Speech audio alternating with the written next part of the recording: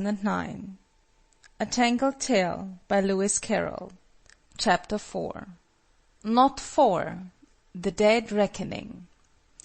I did dream of money bags tonight. Noonday on the open sea within a few degrees of the equator is apt to be oppressively warm, and our two travellers were now airily clad in suits of dazzling white linen, having laid aside the chain armour which they had found not only endurable in the cold mountain air they had lately been breathing, but a necessary precaution against the daggers of the banditti who infested the heights. Their holiday trip was over, and they were now on their way home in the monthly packet which plied between the two great ports of the island they had been exploring. Along with their armour, the tourists had laid aside the antiquated speech it had pleased them to affect while in nightly disguise, and had returned to the ordinary style of two country gentlemen of the 20th century. Stretched on a pile of cushions, under the shade of a huge umbrella, they were lazily watching some native fishermen, who had come on board at the last landing-place, each carrying over his shoulder a small but heavy sack. A large weighing machine that had been used for cargo at the last port stood on the deck, and round this the fishermen had gathered and, with much unintelligible jabber, seemed to be weighing their sacks. "More like sparrows in a tree than human talk, isn't it?" the elder tourist remarked to his son, who smiled feebly, but would not exert himself so far as to speak. The old man tried another listener. "What have they got in those sacks, Captain?" he inquired, as that great being passed them in his never-ending parade to and fro on the deck. The captain paused in his march, and towered over the travellers, tall, grave, and serenely self-satisfied. "Fishermen," he explained, "are often passengers in my ship. These 5 are from Mruxy, the place we last touched at, and that's the way they carry their money. The money of this island is heavy, gentlemen, but it costs little, as you may guess. We buy it from them by weight, about 5 shillings a pound. I fancy a 10-pound note would buy all those sacks." By this time the old man had closed his eyes, in order, no doubt, to concentrate his thoughts on these interesting facts, but the captain failed to realize his motive, and with a grunt resumed his monotonous march. Meanwhile the fishermen were getting so noisy over the weighing machine that one of the sailors took the precaution of carrying off all the weights, leaving them to amuse themselves with such substitutes in the form of winch-handles, belaying-pins, etc., as they could find. This brought their excitement to a speedy end. They carefully hid their sacks in the folds of the jib that lay on the deck near the tourists, and strolled away. When next the captain's heavy footfall passed, the younger man roused himself to speak. "What did you call the place those fellows came from, Captain?" he asked. "Mruxy, sir." "And the one we are bound for?" The captain took a long breath, plunged into the word, and came out of it nobly. "They call it Kgovjni, sir." "I give it up," the young man faintly said. He stretched out his hand for a glass of iced water which the compassionate steward had brought him a minute ago, and had set down, unluckily, just outside the shadow of the umbrella. It was scalding hot, and he decided not to drink it. The effort of making this resolution, coming close on the fatiguing conversation he had just gone through, was too much for him.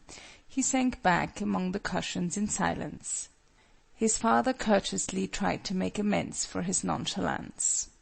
"Whereabouts are we now, Captain?" said he. "Have you any idea?" The captain cast a pitying look on the ignorant landsman. "I could tell you that, sir," he said, in a tone of lofty condescension. "To an inch." "You don't say so," the old man remarked, in a tone of languid surprise. "And mean so," persisted the captain. "Why, what do you suppose would become of my ship if I were to lose my longitude and my latitude? Could you make anything of my dead reckoning?" "Nobody could, I'm sure," the other heartily rejoined. but he had overdone it. "It's perfectly intelligible," the captain said in an offended tone, "to anyone that understands such things." With these words he moved away, and began giving orders to the men, who were preparing to hoist the jib. Our tourists watched the operation with such interest that neither of them remembered the 5 money-bags, which in another moment, as the wind filled out the jib, were whirled overboard and fell heavily into the sea. But the poor fishermen had not so easily forgotten their property.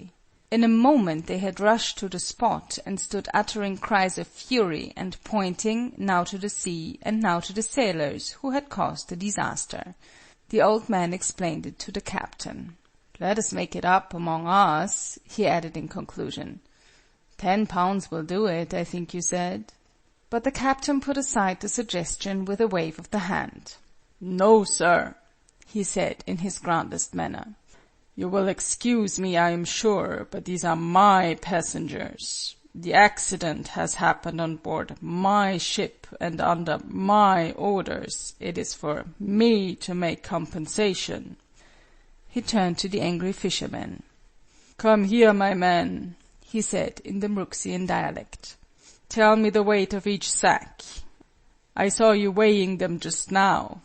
Then ensued a perfect babel of noise, as the 5 natives explained, all screaming together, how the sailors had carried off the weights, and they had done what they could with whatever came handy. 2 iron belaying pins, 3 blocks, 6 holy stones, 4 winch handles, and a large hammer were now carefully weighed, the captain superintending and noting the results. But the matter did not seem to be settled even then.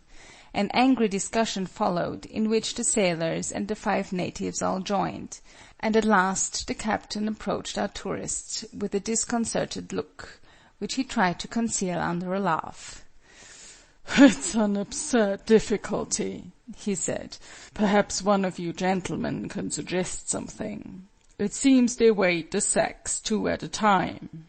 "If they didn't have 5 separate weighings, of course you can't value them separately," the youth hastily decided. "Let's hear all about it," was the old man's more cautious remark. "They did have 5 separate weighings," the captain said. "But, well, it beats me entirely," he added in a sudden burst of candour. "Here's the result. First and second sack weighed 12 pounds. Second and third, 13½ Third and fourth, 11½ Fourth and fifth, 8.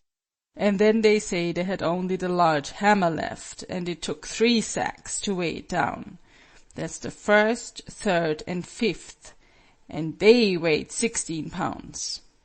There, gentlemen, did you ever hear anything like that?" The old man muttered under his breath, "If only my sister were here," and looked helplessly at his son. His son looked at the 5 natives. The 5 natives looked at the captain. The captain looked at nobody. His eyes were cast down, and he seemed to be saying softly to himself, "Contemplate one another, gentlemen, if such be your good pleasure. I contemplate myself." End of chapter 4.